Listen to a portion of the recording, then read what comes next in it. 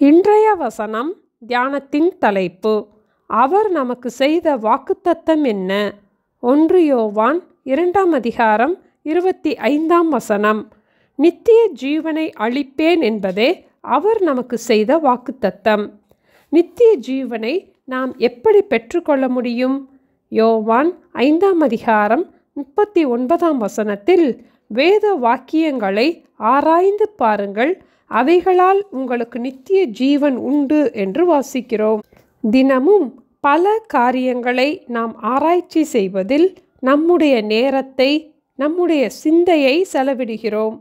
நம்முடைய பிரச்சனைகளை குறித்து ஆராயும் போது நாம் மனம் சோர்ந்து போகிறோம். நமக்கு நித்திய ஜீவனை தருகின்ற, நம்மை உயிர்ப்பிக்கின்ற வேத வசனங்களை ஆராய்வதில் நாம் கவனத்தை செலுத்துவோம்.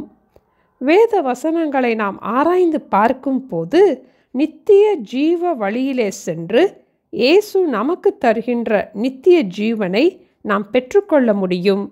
ஒரு சிறு கதையின் மூலம் இதை எளிதாக புரிந்து கொள்ளலாம். முதலாம் உலக மகா யுத்தம் ஆரம்பிப்பதற்கு சற்று முன்பு தென் துருவத்தில் உள்ள அண்டார்டிகா பெருங்கடலை முதலாவதாக சென்று பார்த்துவிட வேண்டும் என்ற நோக்கத்தோடு என்டியூரன்ஸ் என்ற சிறிய கப்பலில் 28 பேர் கொண்ட ஒரு குழுவினர் பிரிட்டனிலிருந்து புறப்பட்டார்கள். அண்டார்டிகாவை அடைந்து பின் வெடல் சி என்ற இடத்திற்கு வந்தபோது பனிப்பாறைகள் அவர்களை சூழ்ந்து கொண்டது. அவர்கள் கப்பலில் இருப்பது இனியும் பாதுகாப்பானதாக தெரியவில்லை என்று கருதி 28 பேரும் லைஃப் போட்டை எப்போது வேண்டுமானாலும் எடுத்துக்கொள்ளும் ஆயத்தத்தோடு இருந்தார்கள். பல நாட்கள் அவ்வாறு அங்கு இருந்தார்கள். அங்கிருந்து 800 மைல்களுக்கு அப்பால் சவுத் ஜார்ஜியா என்ற ஒரு தீவு இருந்தது. அந்த இடத்தை சென்று அடைவதற்காக 20 அடி கொண்ட லைஃப் போட்டில் சிலர் ஏறிக்கொள்ள தீர்மானித்தார்கள். மிகவும் கரடு முரடான கடல் வழியாக இருந்தது. காரணம், பெரிய பனிப்பாறைகள் ஆங்காங்கே இருந்தது. மிகவும் திறமையாக கப்பலை செலுத்தக்கூடிய கேப்டன் ஓஸ்லே என்பவர் தலைமை தாங்கினார். அந்த கப்பலை வழிநடத்தி செல்ல அவரிடம் ஒரு வாட்ச், ஒரு காம்பஸ், ஒரு மேப் மட்டும் இருந்தது. அப்போது அங்கு ஏறினவர்கள் அந்த கேப்டனை பார்த்து, நாம் காம்பஸை உபயோகித்து போக வேண்டாம், எப்படியாவது பனிப்பாறை இல்லாத இடமாக பார்த்து எங்கேயாவது போய் தப்பித்து கொள்வோம் என்று கூறினார்கள். அப்போது அந்த கேப்டன், 1 டிகிரி தவறாக நாம் சென்று விட்டால் கூட பேரழிவை சந்திக்க நேரிடும். ஆகவே காம்பஸ் நமக்கு எவ்வாறு வழிகாட்டுகிறதோ அதன்படி நாம் செல்வோம் என்று கூறினார். அவர் சொல்லி கொண்டிருக்கும் போதே 10 மாடி கட்டிடத்தை விட உயரமான கடல் அலைகள் வந்தது.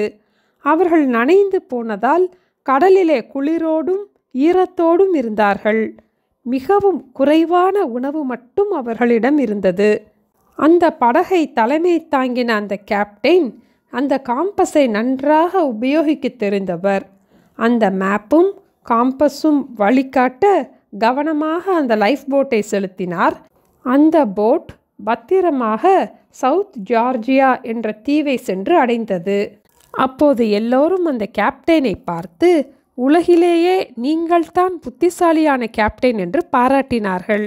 அப்போது அந்த கேப்டன், என்னுடைய புத்திசாலித்தனத்தை வைத்து நான் கப்பலை செலுத்தவில்லை, அந்த காம்பஸ், அதாவது அந்த திசை காட்டியை கவனமாக உபயோகித்ததால் தான் பாதுகாப்பாக சரியான இடத்திற்கு வந்து சேர முடிந்தது. அந்த காம்பஸை நாம் பயன்படுத்தாமல் இருந்தால் நாம் எங்கு போயிருப்போம் என்றே தெரியாது என்றார். இதுபோல ஆண்டவருடைய வசனம் நம் கால்களுக்கு தீபமும் நம் பாதைக்கு வெளிச்சமுமாய் இருக்கிறது என்று 119 சங்கீதம் 105 வசனத்தில் நாம் வாசிக்கிறோம். நம்முடைய வாழ்க்கையிலும் வேத வசனங்களுக்கு நாம் முதலிடம் கொடுக்கும் போது நித்திய ஜீவனை நாம் பெற்றுக்கொள்வோம். ஆகவே வேத வசனங்களை கருத்தாய் வாசிக்க, ஆராய நாம் கற்றுக்கொள்வோம். ஆண்டவர் நமக்கு வாக்கு பண்ணின நித்திய ஜீவனை நாம் சுதந்தரித்து கொள்வோம். நித்திய ஜீவனை அளிப்பேன் என்பதே அவர் நமக்கு செய்த வாக்குத்தத்தம். ஜெபிப்போமா? எங்களை நேசிக்கிற எங்கள் அன்பின் ஆண்டவரே, நித்திய ஜீவனை அளிப்பேன் என்று எங்களுக்கு வாக்கு பண்ணியிருப்பதற்காக ஸ்தோத்திரம் அப்பா. உங்கள் வாக்குத்தத்தமான ஆசீர்வாதங்களை நாங்கள் சுதந்திரித்து கொள்ள ஒவ்வொரு நாளும் வேத வசனங்களை ஆராய்ந்து பார்க்க எங்களுக்கு கிருபை தர ஜெபிக்கிறோம் அப்பா. அவசரமான இந்த உலகத்திலே நாங்கள் மனம் சோர்ந்து போகும்படியான சூழ்நிலைகள் வழியாக போகும்போது எங்கள் கால்களுக்கு தீபமும் எங்கள் பாதைக்கு வெளிச்சமுமாய் இருக்கிற வேத வசனங்களை ஒவ்வொரு நாளும் நாங்கள் வாசிக்க, ஆராய்ந்து பார்க்க, நித்திய ஜீவனை சுதந்திரித்து கொள்ள எங்களை போதித்து வழிநடத்த வேண்டுமாய் இயேசுவின் நாமத்தில் ஜெபிக்கிறோம் பிதாவே. ஆமேன். Thank you. Have a blessed day.